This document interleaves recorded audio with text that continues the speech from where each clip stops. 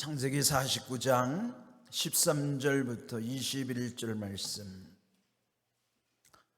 마음을 집중하시고 함께 읽어보시겠습니다. 스불론은 해변에 거주하리니 그곳은 배 매는 해변이라 그의 경계가 시돈까지 이르리로다. 이사갈은 양의 우리 사이에 꿇어 앉은 건장한 나귀로다. 그는 쉴 곳을 보고 좋게 여기며 토지를 보고 아름답게 여기고 어깨를 내려 짐을 메고 앞제 아래에서 섬기리로다. 다는 이스라엘의 한 지파같이 그의 백성을 심판하리로다. 다는 길섭의 뱀이요 샛길의 독사로다.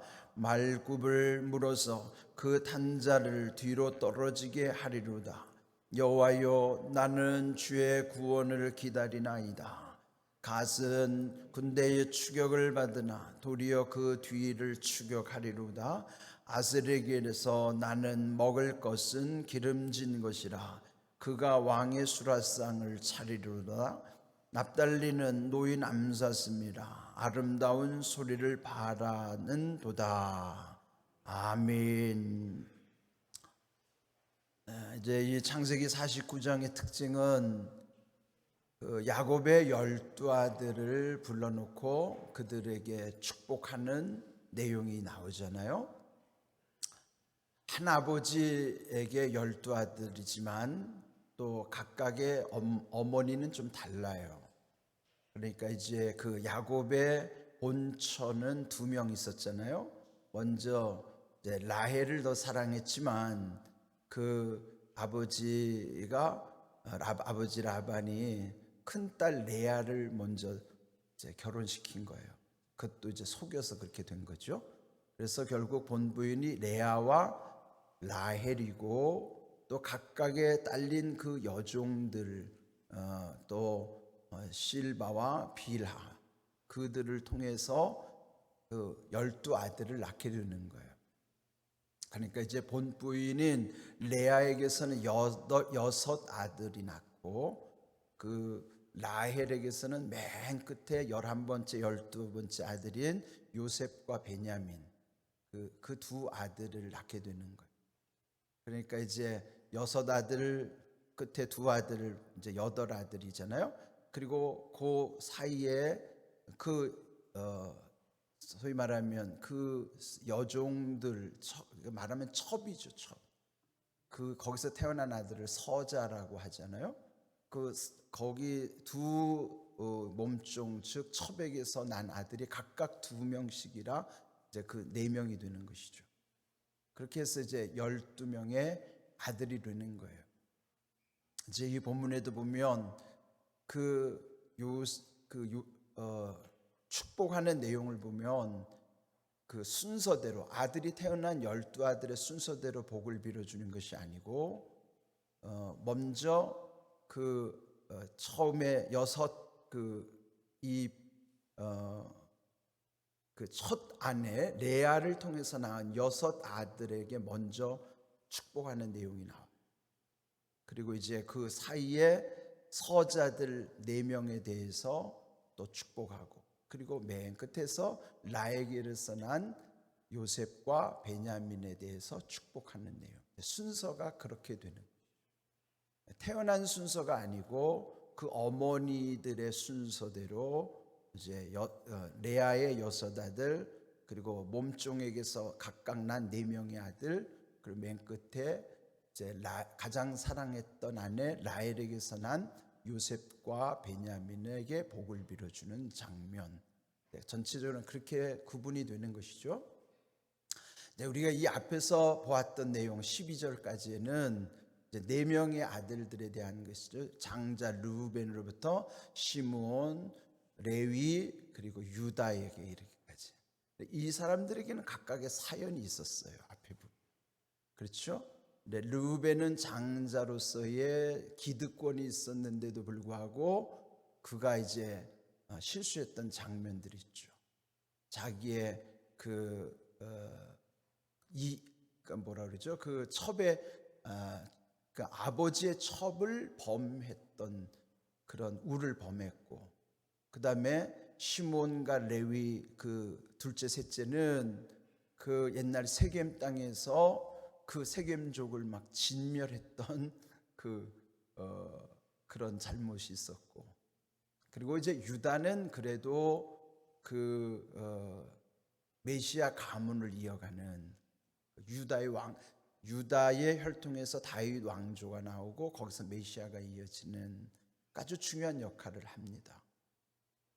또 이제 이 후반부에 가면 요셉은 뭐 그 민족을 구원하는 엄청난 공헌을 하죠. 베냐민은 뭐 막둥이니까 또 엄청 사랑을 받는 그런 위치에 있어요. 자, 그렇게 6명 제외하고 그 가운데 지금 언급되지 않은 또 다른 6명의 아들들은 별로 존재감이 없어요. 그렇죠. 그러니까 우리가 이렇게 성경을 읽더라도 보면 언급이 많이 되는 이름이 있고 별로 언급이 없는 경우도 있어요. 그러나 이제 여기 보면 그래도 12아들이기 때문에 이름들은 기록이 되고 거기에 대한 각각 복을 빌어주는 내용이 나와요. 여기서 중요한 게 뭐냐면 우리들의 상황 속에도 그래요. 우리 가운데도 보면 조금 잘 나가는 사람도 있고 덜 나가는 사람도 있고 가운데서 존재감이 없이 그냥 조용하게 살아가는 사람도 있어요. 근데 이제 그럴 때 나의 위치를 한번 생각해 보는 것입니다.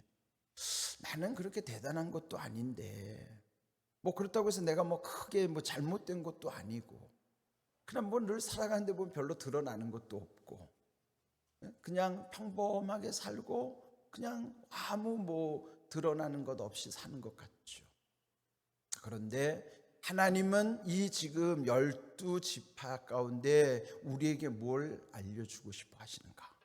성경은 상징체계거든요. 전에 말씀드린 대로 12이라고 하는 상징수는 완전한 의미를 갖는 거예요. 근데 이 숫자의 의미는 3이라고 하는 거는 하늘의 숫자고 4라고 하는 거는 동서남북을 가리키는 땅의 숫자라 이것을 더하면 7이라는 숫자가 완전하고 곱하면 12이라는 숫자가 완전한 거예요. 성경에서 7과 12, 12이라고 하는 숫자는 완전한 숫자를 상징하는 거예요. 그래서 지금 여기 12지파라고 하는 것도 이에 그 완전수를 전제하고서 그 안에 존재감이 없는 사람들이 빠지면 12이 안 돼요. 그게 무슨 의미일까요? 내가 아무것도 아닌 것 같지만 그 안에 소속되어 있다는 것만으로도 12를 채워주는 역할을 하는. 우리가 어디를 갈 때 보면 꼭 인원수를 채워야 하잖아요. 모자라는 경우에 그냥 오기만 해도 돼. 그냥 오기만 해도 돼. 그럼 오는 것만으로도 그 사람은 존재의 의미가 있는 거예요. 그러니까 여기서 12이라고 하는 의미 속에 아주 드러나는 인물도 있지만 드러나지 않은 인물들이 있어요. 그런데 이 사람들이 아무 의미가 없는 게 아니라 12이라고 하는 완전을 채워주는 것에 참여하는 것만으로도 그 자체가 의미가 있다는 거예요. 우리의 존재가 아무것도 아닌 것 같은데 주님의 교회 안에 들어와 있다는 것만으로도 의미가 있다는 거예요. 그게 귀한. 그러니까 나는 별것도 아니고 아무것도 아닌데가 아닌 거예요. 예수님이 보면 열 문화의 비유 보면 거기에 보면은 10개의 그 문화라고 하는 거는 그 10개 안에서 하나라도 잃어버리면 그거는 한 세트가 되지 않나요? 그래서 하나를 잃어버리면 그걸 찾기까지 밤새도록 집안을 다 뒤지는 거예요. 그게 뭐야? 하나를 잃어버리면 그 하나가 안 돼. 그게 완전하지 않은 거예요. 100마리 양 중에 잃어버린 한 마리를 왜 주님이 찾으시는가? 그 한 마리를 찾아야 거기에 완전함이 있는 거예요. 그러니까 우리의 존재가 아무것도 아닌 것 같지만 내가 그 속에 완전한 수를 채워주는 것만으로도 내 존재는 엄청난 의미를 갖는다는 거예요. 이제 그런 의미에서 여기 이제 야곱의 12아들이 12지파라고 하는 것이 어떤 의미를 지닌가를 알 수 있어요. 그런데 이제 오늘 읽은 이 6명의 인물이 나와요. 13절부터 21절까지 보면은 거기에 보면 13절에 스불론, 14절 이사갈, 16절 단, 그리고 19절 갓, 20절 아셀, 21절 납달리.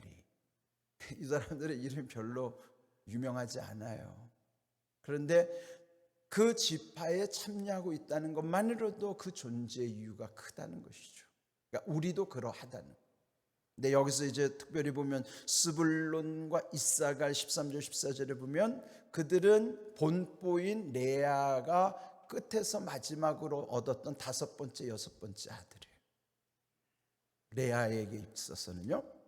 그리고 그 다음에 단과 갓, 아셀과 납달리는 첩에게서 얻은 아들이에요. 소위 말하면 서자. 한 아버지에게서 태어났다고 아들들이 다 똑같은 것도 아니지만 그 어머니들이 각각 다른데 한 배 어머니에게 태어났어도 그들의 운명은 다 달라요. 그러니까 오늘 우리에게도 똑같이 사는 것 같은데 하나님이 이 땅에 보내주시는데 왜 공평치 않을까? 공평치 않아요. 그런데 그 공평치 않은 세상 속에서 맨 마지막에 카운터 하실 때, 심판하실 때 하나님은 공평하게 심판하세요. 이게 중요한. 이 세상은 불공평한데 마지막 하나님은 공평하게 심판하신다고요. 이 세상이 불공평하지 않다는 것도 하나님이 아시기 때문에 그것까지 다 감안해서 하나님의 심판 방법은 공정한 거예요. 비록 이 세상은 불공평해도 하나님의 심판은 공평하다. 그래서 우리는 하나님을 두려워하는 거예요. 그리고 이 땅에서 겸손해야 할 이유이기도 한 것입니다. 이제 오늘 이 말씀을 한번 볼까요? 구체적으로 스불론과 이사갈은 한 어머니에게 태어났다고 그랬죠. 레아에게. 그런데 그들도 각각 달라요. 근데 순서도 지금 여기 다르겠어요. 왜냐하면 원래 스불론과 이사갈은 보면 이사갈이 더 형님이라고요. 이사갈이 9번, 전체 12형제 중에서는 9번째로 태어났고 스불론은 10번째로 태어났어요. 그런데도 순서는 아우인 스불론을 먼저 여기서 언급하고 있어요. 그 스불론을 여기서 그 야곱이 복을 비는데 해변에 거주하리니 그곳은 배 매는 해변이라 그의 경계가 시돈까지 이르리로다. 그러니까 지중해 해변으로서 해상권을 장악하는, 그래도 이 스불론은 아주 미래가 아주 기대되는 그런 입장이에요. 그에 반해서 이사갈은 양의 우리 사이에 꿇어 앉은 건장한 나귀로다. 나귀는 게으름의 상징인데요, 꿇어 앉아서 건강하기는 한데 꿇어 앉아 있다는 거예요. 이게 뭐예요? 이건 안 좋은 건데 그 다음 보세요. 그는 쉴 곳을 보고 좋게 여기고 토지를 보고 아름답게 여기고, 그런데 어깨를 내려 짐을 메고 앞제 아래에서 섬기리로다. 이게 뭐예요? 그가 아주 건장하고 그런데 게으름 탓에 그가 쉴 곳을 보고도 좋게 여기기도 하고 토지를 보고 아름답게 여기기도 하지만 그 어깨를 내려 짐을 메고 앞제 아래서 섬기리로다. 이건 뭐예요? 노예로 살 것이라는, 그 미래가 힘들 거란 말이에요. 그 운명이 힘들 거라는 거예요. 그러니까 한 어머니에게 태어났어도 운명이 다른 거죠. 그 다음에 단, 이 단은 좀 독특합니다. 단과 그 다음에 나오는 그 아들은 거기도 이제 한 형제죠. 단과 갓은 또 그 라헬의 몸종인 빌하에게서 태어난 아들들이에요. 두 아들. 그런데 여러분 단은요, 여기 보세요. 단은 이스라엘 한 집과 같이 그의 백성을 심판하리로다. 이게 뭐야? 심판에 쓰임 받는데, 단은 길섭의 뱀이요 샛길의 독사로다. 말굽을 물어서 그 탄자를 뒤로 떨어지게 하리로다. 이게 뭐예요? 12지파 형제들 중에서 심판하는 게, 이게 심판이 좋은 뜻이 아닙니다. 공격한다는 거예요. 해코지한다는 거예요. 배신한다는 거예요. 그래서 12지파에서 제일 골치 아픈 지파가 이 단지파예요. 그런데 놀라운 것은요, 계시록 맨 마지막 책 계시록에 가면 우리가 이제 흔히 논란이 많이 되는 계시록 7장이면 14만 4천 명이 나오는 장이에요. 인 맞은 구원받은 무리들이 14만 4천 명. 신천지들이 제일 잘 우려먹는, 잘못 해석하는 곳. 근데 거기에 14만 4천 명의 12지파에 보면요, 단 지파는 빠져 있어요. 그건 뭐예요? 구원에서 제외됐다는. 이게 무서운 거예요. 12지파가 고정된 게 아니에요. 유동적인 거예요. 왜 그럴까요? 12지파가 처음에 그 가나안 땅에 들어가서 땅을 분배받았을 때 12지파와 계시록 7장에 가서 구원받은 12지파는 달라요. 잘 보세요. 성경을 가서. 처음에 여호수아를 따라서 그 가나안 땅에 들어서 12지파가 분배받을 때는요, 사실 어제 말씀드린 대로 요셉의 아들들 므낫세와 에브라임 지파가 거기에 들어오죠. 그 대신 제사장 지파인 레위 지파는 그 땅 분배에서 제외되는. 그러니까 이 레위 지파 한 지파 제외되는 대신 요셉의 두 아들이 들어옴으로써 12지파를 채우는 거예요. 거기는 레위 지파는 빠져 있어요. 분배에 있어서 레위 지파는 빠져 있어요. 그런데 마지막 구원받은 데 12지파에 보면 레위 지파 들어와 있고 므낫세, 에브라임은 다시 예전처럼 요셉 한 지파 속에 들어가 있어요.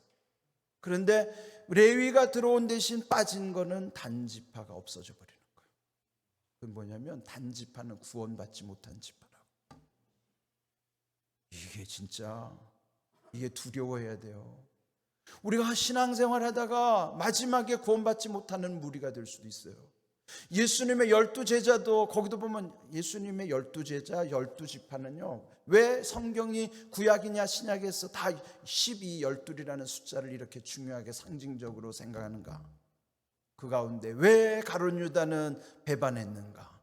왜 12지파 중에 이 단지파는 그 형제들을 배반하고 마지막 요한계시록에 가도 그 단지파의 이름은 없는가? 이게 중요합니다. 그런데 나머지 레위지파가 들어온 나머지 12지파들에 보면은 공정하게 4만 4천은요 12지파가 각각 12,000명씩 똑같이 분배되는. 이게 무슨 뜻일까요? 마지막 구원에 있어서 하나님의 공평하게 어느 파에 속했느냐가 중요한 게 아니에요.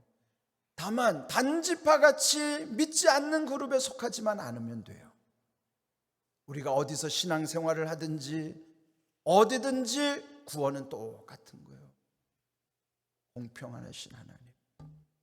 그러니까 이거를 우리가 정확히 봐야 됩니다. 그런데 18절 보면요, 야곱이 갑자기 여호와여 나는 주의 구원을 기다리나이다 이렇게 기도하는 거예요. 이게 좀 안 맞아요. 그냥 12지파를 쭉 축복하는데 갑자기 사이에 끼어드는 말씀이에요. 여호와여 나는 주의 구원을 기다리나이다. 그 구원자라는 게 예수라는 뜻이죠. 메시아를 사모하는 말인 것 같지만 단지파 다음에 그렇게 축복하는 것은 단이 구원에서 제외될 것을 무의식적으로 알았을지도 몰라요. 그래서 구원을 기다리나이다. 다는 구원에서 제외되는 거예요. 이걸 우리가 두려운 마음으로 받아들여야 되는 거예요.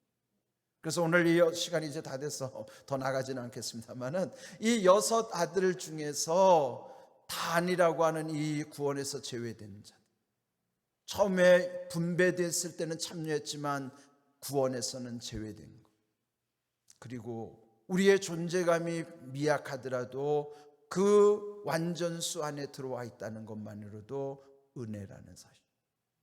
여러분, 이렇게 우리가 신앙생활하는 것 자체가 은혜예요. 그래서 더 중요한 거는 이 시대에 진정한 주님의 교회 안에 들어와 있다는 건 더 큰 은혜예요. 요즘 교회가 다 교회가 아니에요. 교회 때문에 고통당하는 성도들이 얼마나 많은지 몰라요. 교회가 다 교회가 아닌 시대에 진정한 주님의 교회를 만난다는 것은 얼마나 큰 은혜와 복인지 몰라요. 우리 교회는요, 진정한 주님의 교회가 되는 거예요. 다음 주가 우리 54주년 기념주일인데 늘 새겨야 되는 건, 제가 늘 기도하는 건 그거예요. 주님 오실 때까지 진정한 주님의 교회로서 온전히 든든히 세워주시옵소서. 그래서 제가 기도하는 거예요. 그거 잊으면 안 됩니다. 우리가 그런 감사를 가지고 늘 살아갈 수 있기를 주님의 이름으로 축복합니다. 아멘.